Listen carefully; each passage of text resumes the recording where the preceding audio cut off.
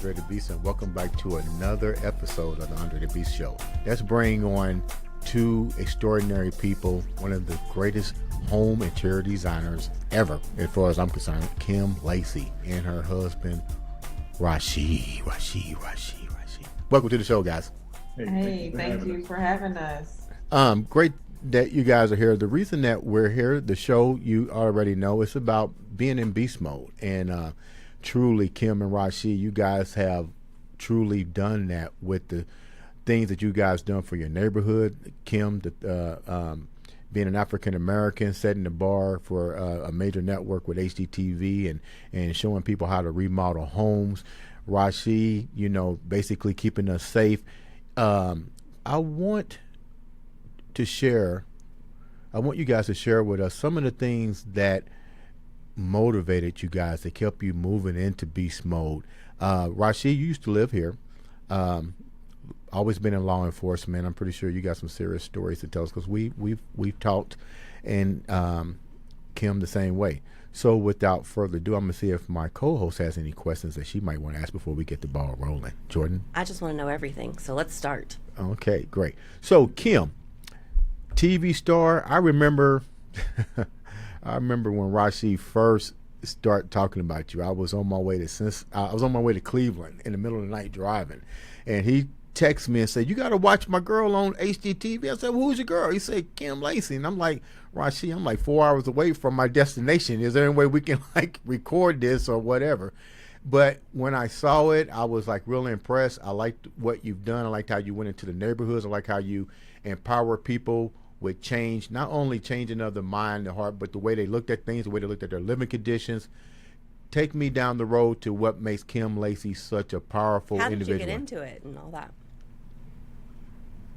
Well, let's see, whose question am I going to answer first? Start with mine first, because then it will go to his. Yeah. So how did you get into it? Well, I've been painting since I was 16. My mom, has always assisted people with decorating their homes during me growing up. But painting from 16, having my own paint business, I worked for DC government for a while, and there was this opportunity with HGTV to do an internship. And it was an interior design and production internship. And I went up for it, interviewed for it, I landed the internship. And just shortly after the internship, they offered me a position on the team to actually work with them. And I worked with them for a few months, and another opportunity came up with them to move to Atlanta. I was in DC. We were doing design to sell, and they were moving the design to sell show. They were going to do an Atlanta edition. So I'm like, hey, I'd love to travel with you guys. I wanted to do a change of scenery. I wanted to do something different. And I really wanted to jumpstart a career in design with HGTV. So they obliged, and I moved here to Atlanta, and I worked for Design to Sell for about 2 years behind the scenes. I did some on-camera cameos. Then we were doing a pilot for one of my co-hosts on Curb Appeal the Block, John Gidding. He's an architect, brilliant guy. And we were doing a different pilot for him, and I was doing some painting on that, some artisan, a really cool wall we were doing for a project on that show. And that basically opened the door for me to land a recurring role on Curb Appeal the Block. So they didn't pick up that pilot that we were actually filming, but instead they pushed forward with revamping Curb Appeal, because Curb Appeal had been around for years prior to that. And so our version was the spin on the block. And that's, as Dre mentioned, the neighborhoods, the block version of Curb Appeal the Block was, we would come to your house and do a $25,000 to $30,000 makeover. And we would give the neighbors, two neighbors on the street, could be a few doors down or right next door or right next on the other side, but we would give two neighbors a makeover. Something small. I think our budget was about $5,000 or less for the neighbor makeovers, but we would choose cool things like, we would take out shrubs, trim shrubs, put in shrubs, paint doors, paint shutters, add shutters, doing the things that are pretty easy things to do, but make a really large impact. And in doing that, it was just really fun because we were, really bringing the neighborhood together and really creating community while we were there because, generally people are sitting in their homes, they drive in their garages, you may get a high and a wave back, but in this case, when you've got a TV production company on your street and they're beautifying various homes, it brings everybody out. And we were having block parties and all kinds of stuff. So that's how I got started. That's awesome. So Kim, before the Curb Appeal series, what were you actually involved in? What were you doing before that? Well, before HGTV, yeah, I was working contracts and procurement for DC government, and that was a pretty good career path for me. And I plan to be doing that and raising, following my career with DC government. I was just on a completely different career path. It wasn't quite creative, right, but it definitely was a pretty good position for someone like me. I was 25 at the time. Was able to buy my first house and all that. So it was cool, but it wasn't, I needed something more. And so here I am in the home and garden industry, and it works. It's great. What was one of the lowest points of your life before traveling down that destination to become one of the, what I would still consider one of the great designers on the show? What were you, was there any low points that you was like, I don't know what I'm going to do, how do I make the next career choice? Was this something that you've always instilled? Did you have setbacks? Were there setbacks before you became a notoriety public figure? Well, I guess there's always there are always things that can change the scope of our outlook, change our outlook on where we're going. Right. I would say I had more of a low point after the show. And what was that? Well, our show ended about a year before we were contracted to end. Mm-hmm. One of our castmates actually was killed in a motorcycle accident, and so we were in California at the time, and Rasheed and I, Rasheed was the security company was live and in effect in Indianapolis, and we were closing down shop in California for Curb Appeal. And at that point, my identity at that time was to be on television and to do what I was doing and to just continue that, Mm-hmm. And I had big plans for that. And, upon the show ending, I didn't know what to do. Mm-hmm. I didn't know what I was going to do. I didn't really know how to pick up the pieces at that point. And I would have to say I really appreciate Rasheed, for really being there and encouraging me during that time. I came here, even to say I didn't know what I was going to do at that time, I was still getting work. Right. I was doing project management jobs for projects for homeowners. So basically, homeowners would hire me to come in and be a project manager for a remodeling project, right? Mm-hmm. But what I would do is I would hire the general contractor, and I would essentially be the liaison between the homeowner and the general contractor, as well as still designing the remodels, because the design is something that I really very much love. Right. And Rasheed is just like, well, you're pretty much doing it all. You're project managing, you're essentially running the jobs for the GCs. Why don't you get your GC's license? And I had not ever thought of that. What's a GC license? What's a GC license? General contractor, basically, I have the ability, basically it's not going through someone else to have the ability or the license to build a home from the ground up, to remodel a home, to move walls, to go get permits, to redo electrical, plumbing, whatever large changes that need to happen in a house that are not cosmetic. You need a license to do it. and you need to be able to pull permits to do it right and to follow the international building code to do it right. So, and the liabilities change at that point too. So it really raised the bar for me. Mm-hmm. And it really was what I was missing at the time, because I just didn't, TV at that point was pretty much an identity that I had taken on. And, but now all is well. Okay. So you basically rebranded yourself. So what's the word we need to use again for that branding thing? Oh crap. Anybody know the word? The branding? Brandithology? No, no, it's not brandithology. So you basically, what is it? Anthropology. Brandtherapist. Thank you, Jason. Thank you. So you for $100. So you reinvented yourself. So since you reinvented yourself, how has that changed you? Has it changed you to some degree? Was it difficult going from a mega worldwide icon to now I have to deal with people on a different type of level?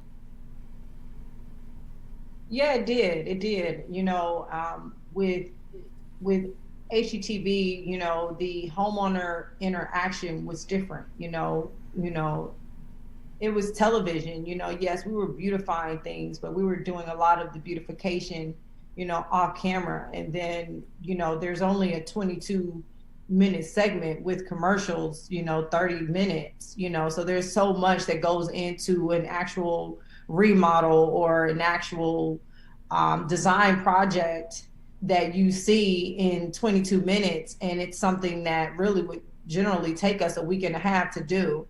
So there's so much of that background work that's done that I am like essentially responsible and in the forefront of doing. And it's truly, what was the question again? You answered it. Yeah, it was like, how did you go about rebranding yourself, going from a mega star with a TV show like HGTV to now you have to transition your brand into going back to the general population and still know that you don't have that you still have that superstar status, but now you have to transcend that into general population now. Well, let me say this, you know, it was challenging at first because I was entering into uncharted territory, right? What do you mean? Because a lot of what was done on the show was somewhat done for us. We had a lot of help, you know, and in this case, you know, I'm the entire outfit plus whomever I hired to assist me run, you know, this particular business or run my projects. So I'm responsible for it all. There's no one else to, there's no other shoulders to put, you know, the weight on. It all falls on me. And the uncharted territories is much different when you're a project manager and you're coming and you're seen to have, you know, the pretty smile, the fun-loving attitude, paintings, a few doors, planting plants and bringing all the neighbors in for a kumbaya moment. I mean, that's cool, you know, but being in someone's house and in their pockets, tearing down their walls, jacking up their plumbing, jacking up piers under their house. I mean, that's a whole different arena that you're entering into, and the liability also changes. So the pressure changes a great deal. And so this is generally a male dominated industry. So being a woman new in the industry, essentially new in the industry in the way that I am now in construction, it's one thing when you're in home and garden, and now I'm in construction, you know, it was a game changer. It was just a serious game changer. And there were a lot of days that the pressure was on and it was heating up. And it still does, because there are always so many variables on every job. You know, you're just taking it as it comes, and you have to do it gracefully. You mentioned something about being a woman in a male dominant role. you're the owner. The HG series is no longer there. You've ventured out into what I call fashion beast mode action, and reinvented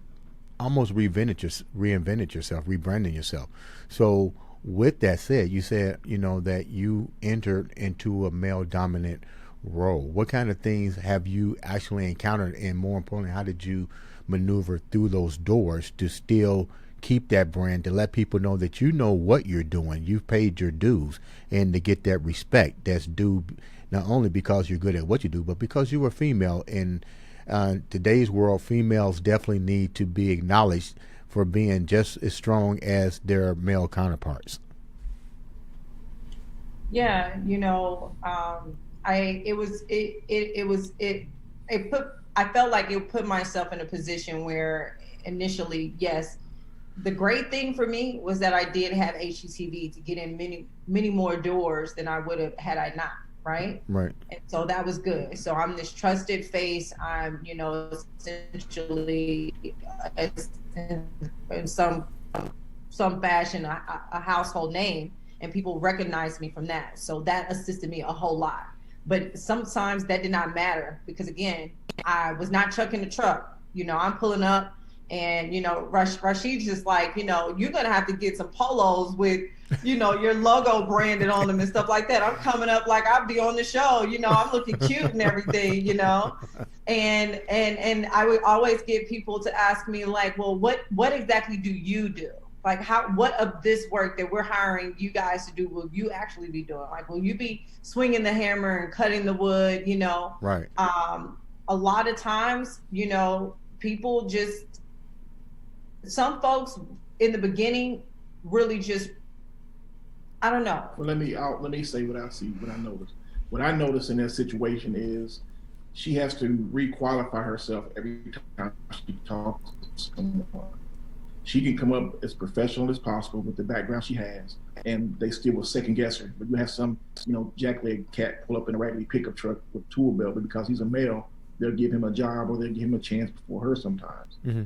Funny thing about that is, and it's happened a couple of times that I know of. They went with someone else, and then they'll come back to her asking her to fix what these guys are screwed up. And I laugh. I said, well, if you do it, charge them out the eyes. Okay. Well, and the other thing to piggyback on that is,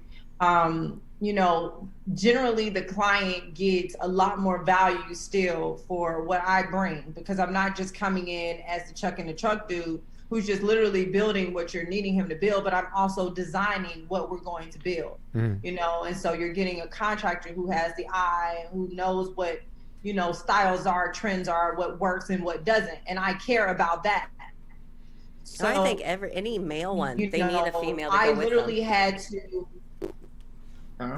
You were broken a little bit. What'd you say, Jordan? Oh, I was saying if there's a male contractor, I think they always need a female with them, because I don't trust a male contractor to know how to do what I, make it fit, colors and design. And I always want a female's opinion. So I think it's great what you're doing. Yeah, I would think more families would be like, yeah, I want to go with this route, because she's going to get the whole picture. She's going to know the maternal side. She's going to know the boss side, the wife side, and she knows the man cave that the man wants. The first year was rough. Now my work speaks for itself, and so that's what I had to do. I had to really go in there and kick out some bomb renovations and some bomb remodels, and not just that they look like a pretty picture, but they're structurally sound and they're done quality. And a lot of times there have been a lot of projects that I've put a lot of more of my money into to make them right as well, so we eventually had to stop paying for projects that we weren't going to be living in. But I'm not saying we were paying for all the projects, but there'd just be things that are not in a person's budget that I know is going to be better for my quote unquote pretty picture, because I also come from that side. Everything has to be a pretty picture, but now we don't have that problem at all, but I had to go in and pay my dues, and I respect that. I may have assumed that coming in from Curb Appeal that was my silver spoon. And again, I'm coming into an industry that's been male dominated. And I respect that I had to come in and pay my dues and show and prove that I can actually be a force to reckon with in this industry. And I am. Well, that's a tough beast statement there. A force to be reckoned with. So, Rasheed, I'm gonna switch the platform a little bit over to Rasheed. Always been a law enforcement. Tell me, let me put it the right way where it makes sense. You're in Atlanta. Atlanta's making tremendous headlines along with Miami and other things. What have you seen? I want people to go inside the state of mind of you as a police officer, someone that needs to be respected but not feared. Someone that what's it like right now? Yeah, what's it like for you there?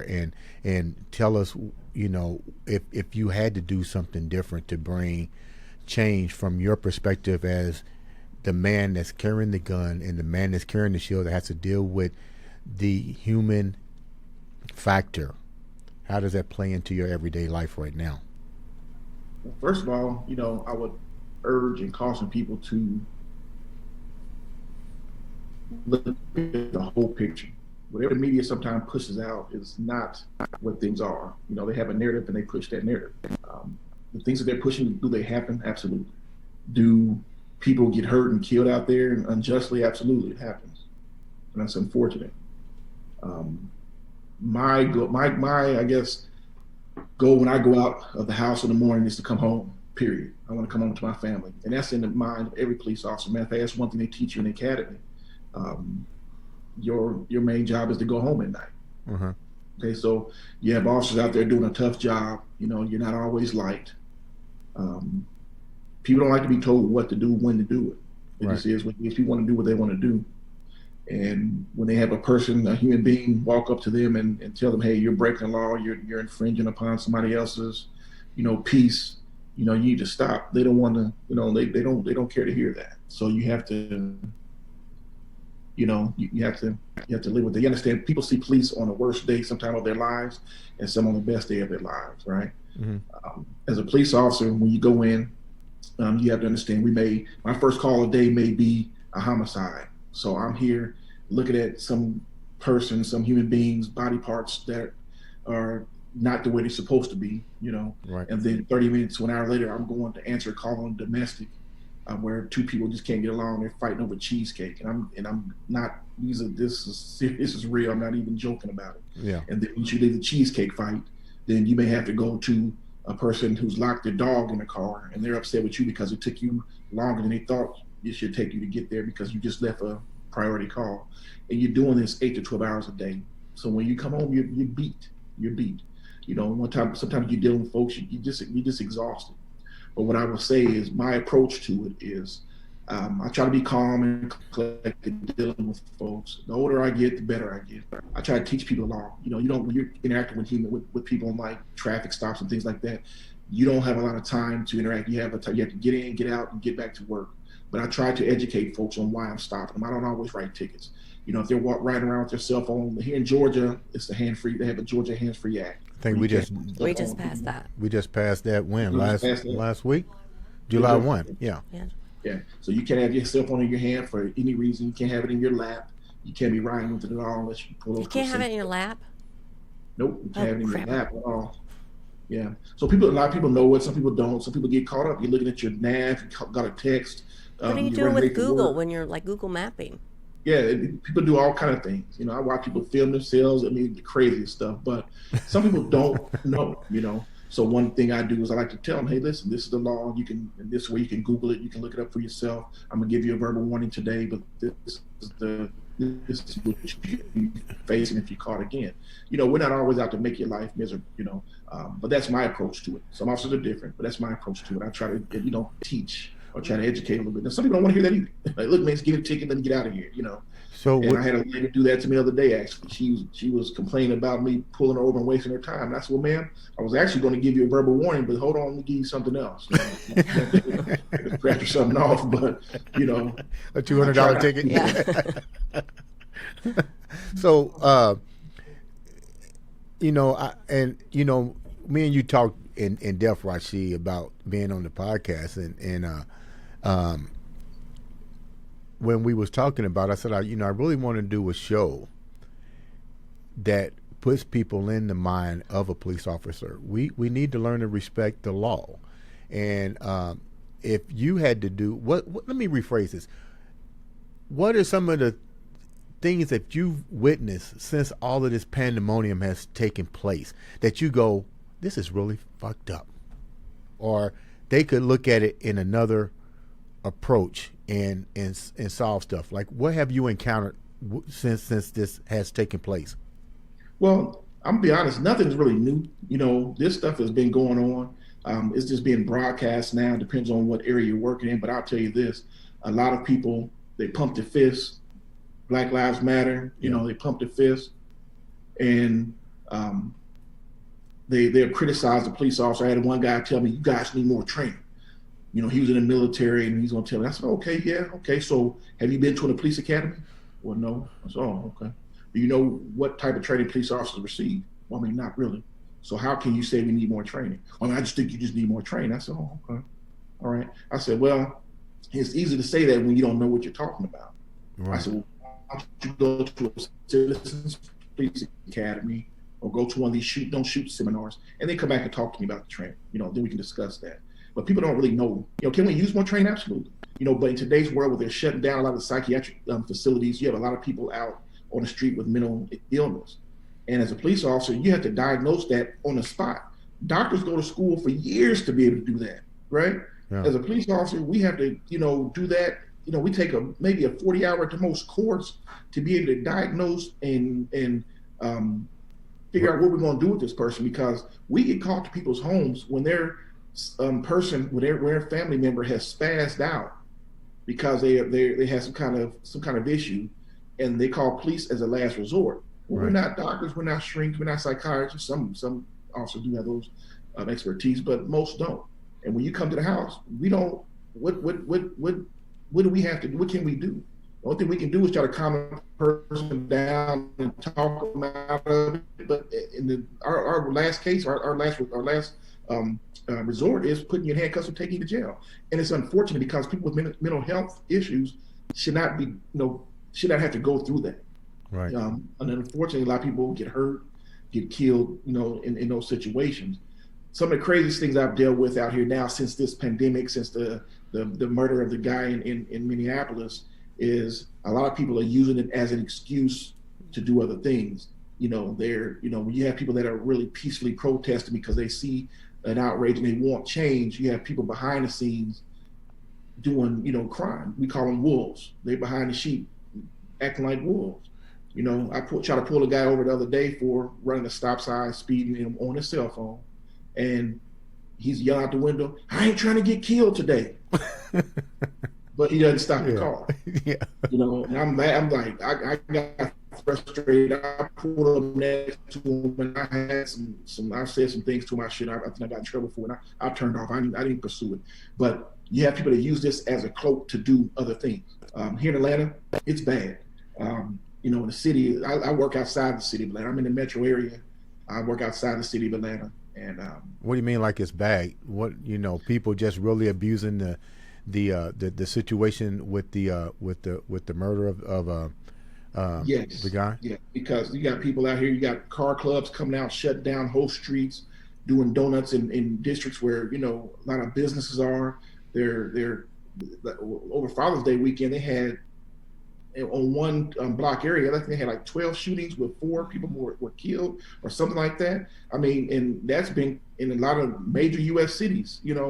Every weekend there's something like that. It's in New York. It's off the chain. Have you seen? Because they've taken resources away from some of these crime units, these crime suppression units, and they've disbanded one in New York. They disbanded it and sent 600 officers back to different locations, and now their crime is off the chain. I mean, they're murdering people, wholesale, and people are going to realize real quick, the thing is not to defund the police. We do have people out there that should not be the police. We understand that, but that's probably true in every profession. Right. You have doctors misdiagnosing folks and giving medication they shouldn't. You have, different, professions that they have. You deal with human beings, right. But it just, but one thing I will say, one positive thing that I say, people have come up to me more now than ever, thanking me, just letting us know how grateful they are for the job we're doing. Right. I went to a restaurant last week and I bought dinner for my family. I was getting carry out, and it was in excess of $80, and a family paid for it. And the lady came out and said, "Hey, it's been paid for." And I said, "Huh?" I said, "No, that's too much." I said, "Who paid for it?" And she didn't want to tell me, but she didn't tell me. And I went to the family. I had tears in my eyes. And I'm thanking them, like, "Thank you. I didn't need that, but thank you so much. I appreciate that." But we got a outpour of positive and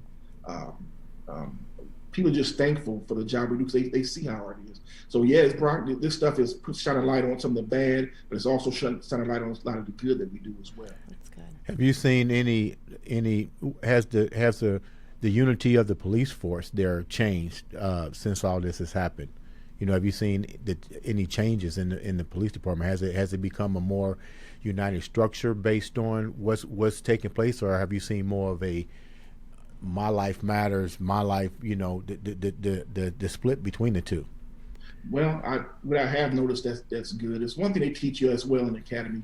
When you see your partner is going too far, you are to back him off or get him out of the area, because you're saving his life and somebody else's life. You're saving his career, because people as human beings, we go through things. We're going through divorce. We're arguing with our spouse. We're arguing with our kids. We had a death in the family. We're human too, right? So you go to work with these things on your mind sometime, and you're expected to set that stuff to the back and do your job.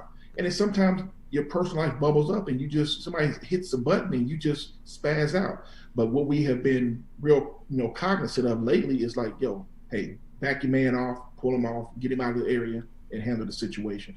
That's one thing that they've always taught, but it's always been that kind of that thin line, that thin blue line where people say of silence, where we kind of we cover up for each other. That's not always true. It happens, but that's not always true. But now more than ever, we're real cognizant of, hey, we are our brother's keeper, and we'll make sure that no one's going too far. We'll make sure that we're saving our brother's life, and not only our brother in blue, but our fellow citizen.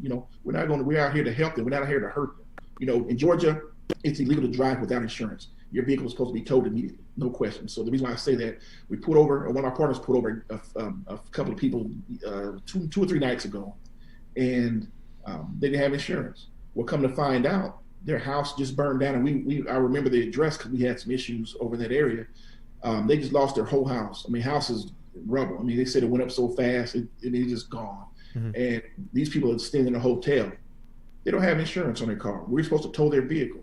We're human. They're human. At that point, when does a job take over being human? No, we say, look, just go where you're going and stay until you get your insurance. We're not going to tow your vehicle. You're already, dealing with some serious issues. Right. We're not going to compound those issues for you. Those are the type of moments people don't see.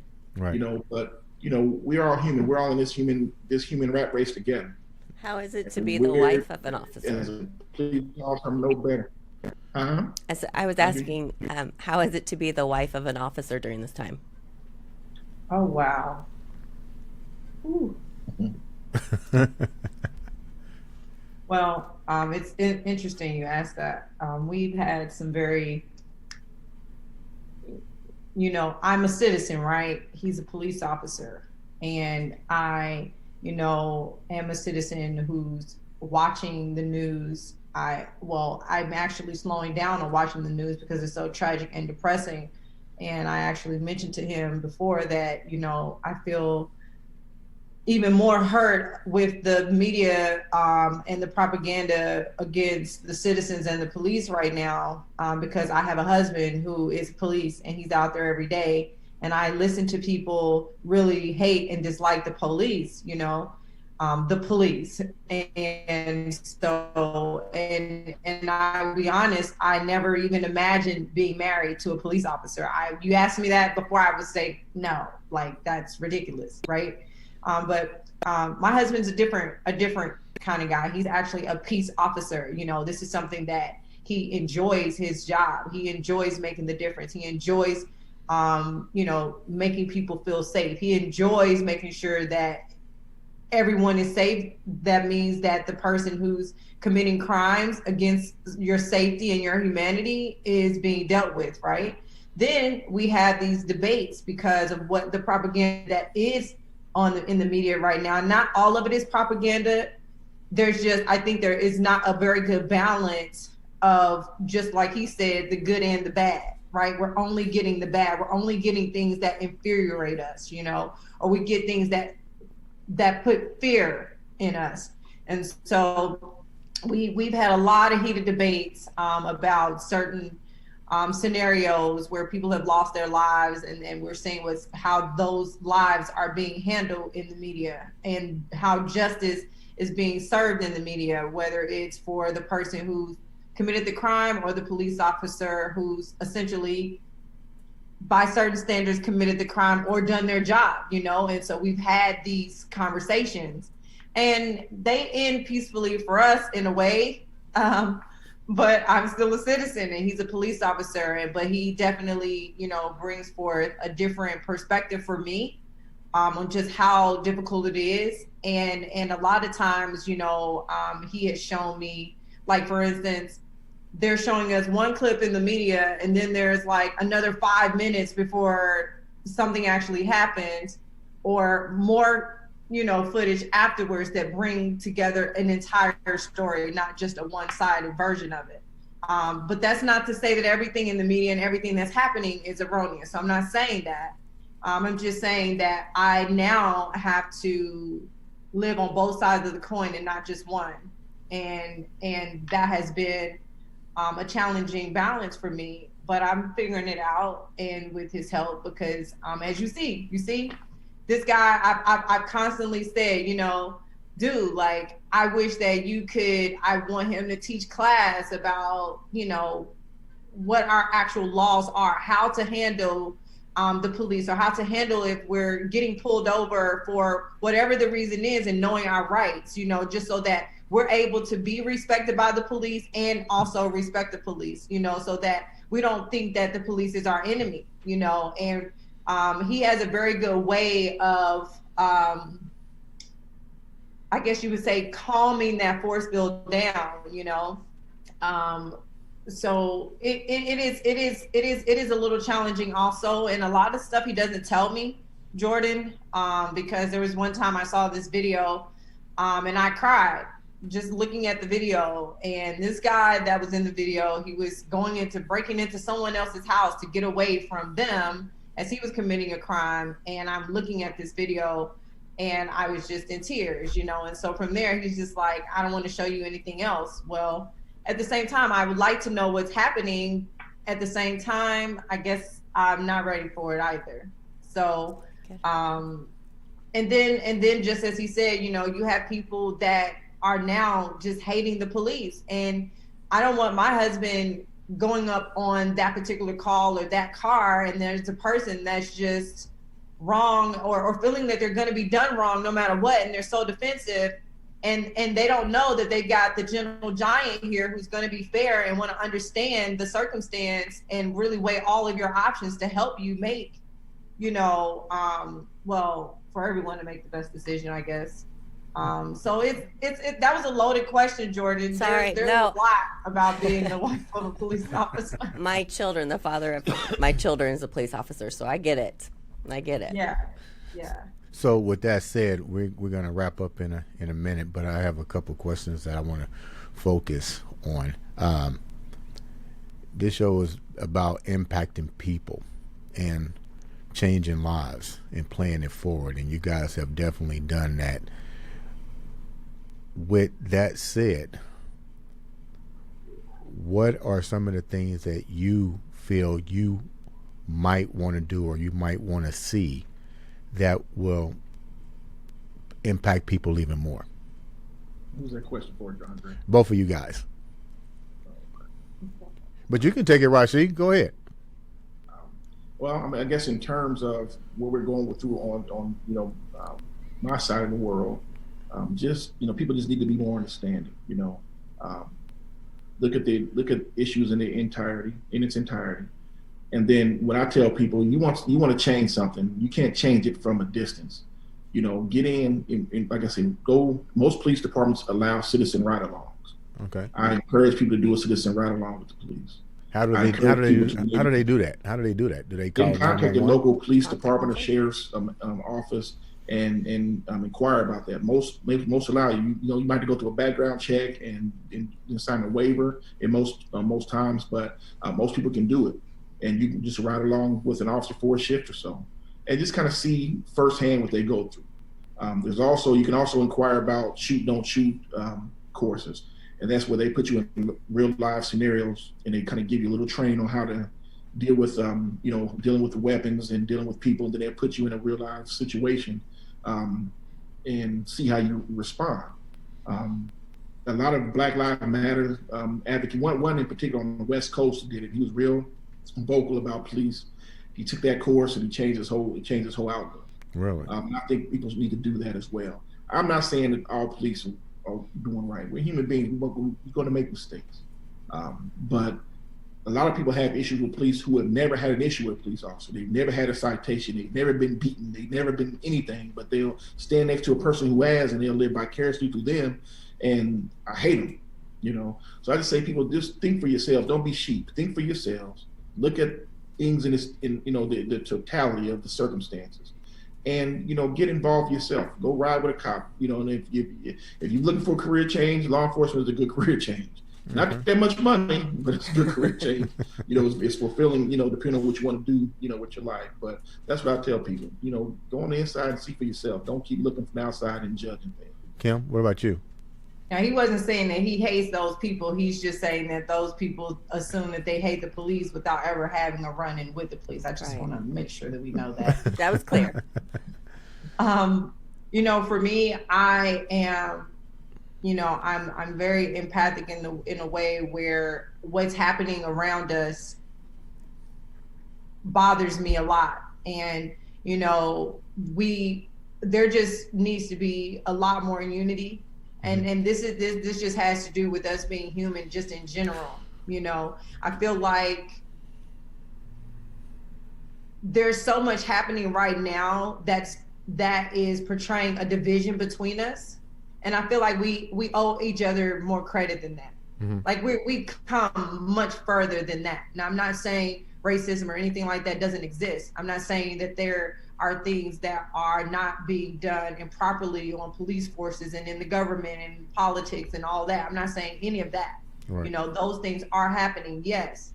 But the large divide that is being pushed, I'm not feeling that at all. And I just feel that we should definitely give ourselves much more credit and really realize that we have come further. We should come a lot farther. Yes, we've come a long way and we should go farther,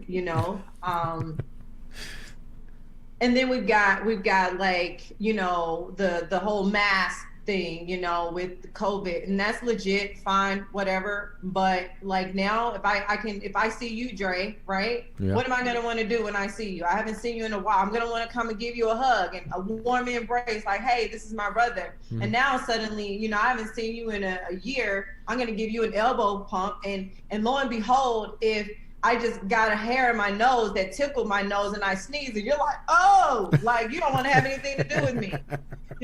So now we're just not only is there this divide that's being pushed, but we're like, now we've got this COVID situation that's pushing us further and further apart.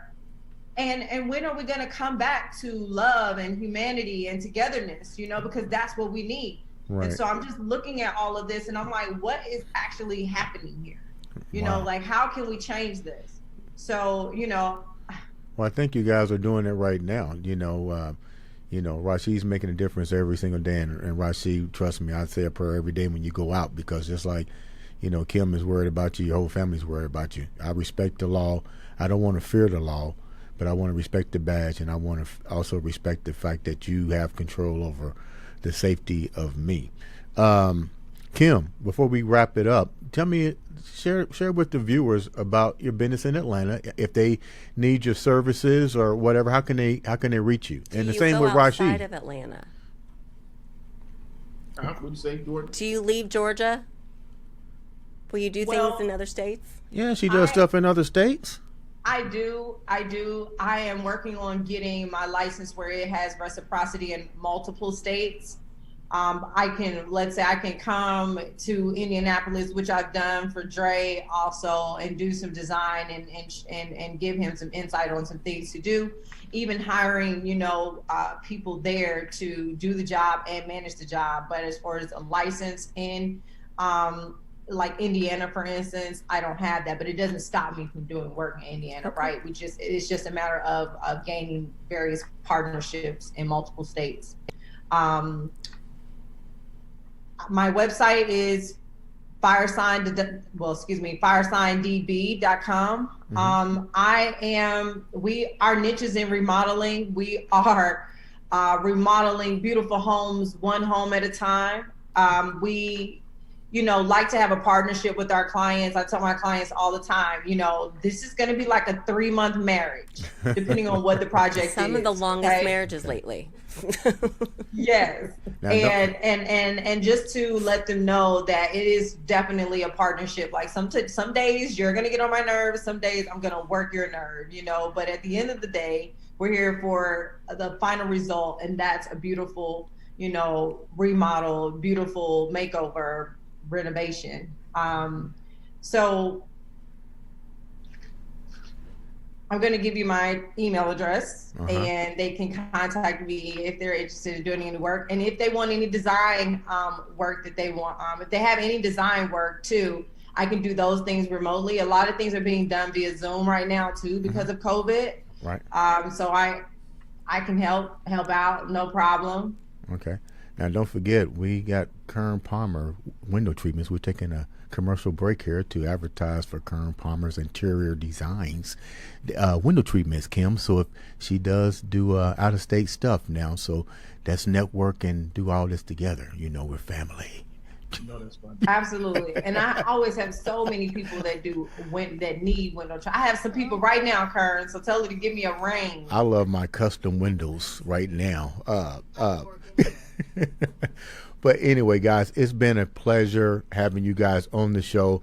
Like I said, being in beast mode or carrying that name Beast means a lot to me. And the show is designed to have people that impact other people and change other people's lives. And together, the platform is here for you guys if you want to come back, share more of your ideas. And I want pictures next time. And pictures. Kim, you guys gotta. Well, we're coming to Georgia, so let me just shut up. It's time for us to come to Georgia.